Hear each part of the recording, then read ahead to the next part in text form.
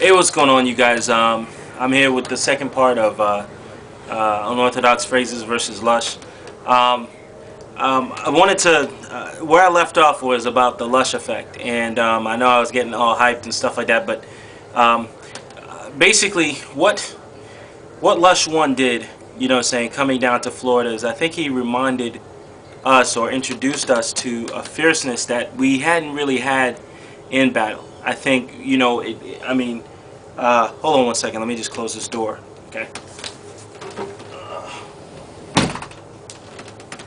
All right. So basically, he introduced us to an era where we need to be more vicious and we need to have less remorse for our opponents. I think that now how we interpret that could be different. I know for me, I think I went off the deep end, and it was more about having this pre-game. Let me talk shit and everything like that. I think that saying it's almost like a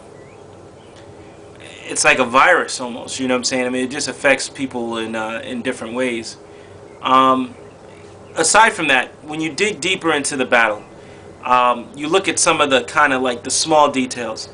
If you look at the very beginning, when Lush decides, or when Lush finds out that he's going first, he gives that little chuckle, and then he's like, "All right, be easy, be easy." Now D Reezy gave me the scoop. Now he's not. I wouldn't say that he wasn't. You compare that beginning to Lush's confidence towards the end when he knows he has it in the bag. He's nervous because he still doesn't know what Unorthodox is going to bring. Unorthodox, prior to the, in the beginning, he's like, "Hey, what's up?" So it seems like Unorthodox is focused. He's ready to come out the gate and everything like that. Now, and then Lush, builds. But if you notice, I mean, that first round that Lush gives out, it's almost like a testing the waters type deal.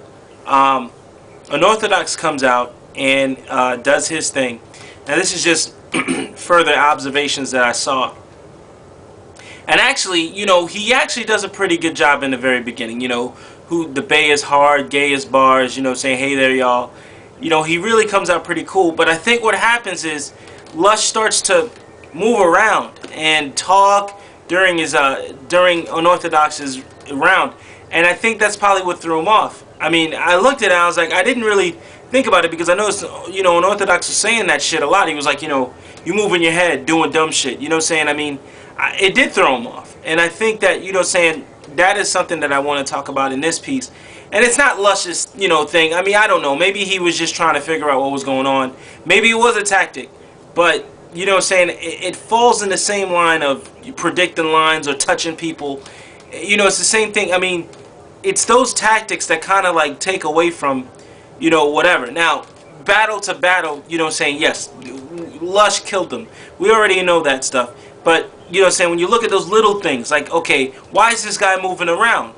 Saying why is he predicting lines? Like, why Lush wasn't predicting lines? I'm just saying, why do MCs do that? I think it's more of an edge to get an advantage over someone. I mean, you look at 8th Ave. 8th Ave did that with me, the talking, and I don't want you to say anything. But if you look at 8th Ave's delivery to me, I didn't say anything to him. You look at Hemisphere and Crucial. Crucial does the same thing. It's all this talking and, oh, it's a dragon. It's all this shit. And I'm like, wait, when you were going against Hemisphere, Hemisphere didn't say anything. And these are the things that need to stop. This whole distracting part, it's not fair to the other MC. Now, some people would look at it and be like, you should be able to come over that. But not really. Not really.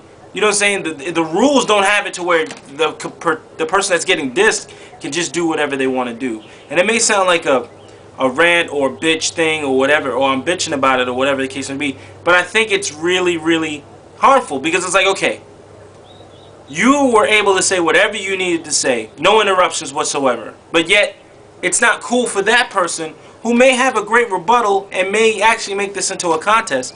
It's not cool for them to do it. These cats, when they predict lines and walk all over the place and shake their head and interrupt you while you're doing your shit, it just doesn't make any sense to me. And it's like, I think that, everyone that does it, I think at some point probably feels like, look, I need some type of an edge, or else you wouldn't do it. Or else you wouldn't do it. I mean, you look at G Money and myself. Nothing was said You know what I'm saying? Between that battle, G let me say what I had to say. I let him say what he had to say. You know what I'm saying? We didn't interrupt each other. But you look at, you know, it's just really, really bad and in poor taste when you look at Namash Jelton versus, Johnny Storm. Same thing. That respect factor is still there. But I think if there was one thing I had to point out from that probably turned the tide really, was probably that. I think that, you know what I'm saying, I mean, if Unorthodox can't, and the first verse means everything. If he can't spit it out in the first verse because of a distraction, then he's lost his confidence, or he's lost his concentration, and he might as well just throw the whole match. And I think that Unorthodox was trying to get back in the game, but it just kept happening. It was just this whole Lush is going to look this way, or Lush is going to look that way, or whatever. And I think that was the only thing that kind of killed it. It was like Lush had the lines for himself, but it would have been interesting to see what Unorthodox would have said had he not, dealt with all that stuff. I don't think he would have lost his concentration, because he started very strong and ended up kind of extremely weak, I think, because of everything. So who knows? Who knows?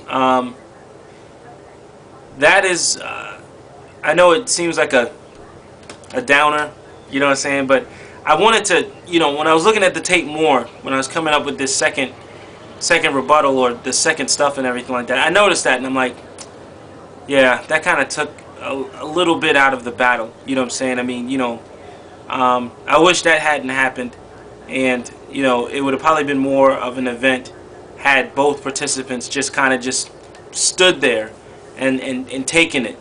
And then, then you see what type of person you are at the end. Some people aren't going to like this one or whatever. They're probably going to be like, no, that's too much of a bitching aspect because of whatever. But I think it tells two tales. You can't be for someone and then be against them or whatever. You know what I'm saying? I mean, I just think that it evens it out. It balances what that battle was. And that's the truth. I think that Unorthodox lost his step because of the distractions. But Lush did murder him, in that battle. So take it for what you will. I'm out.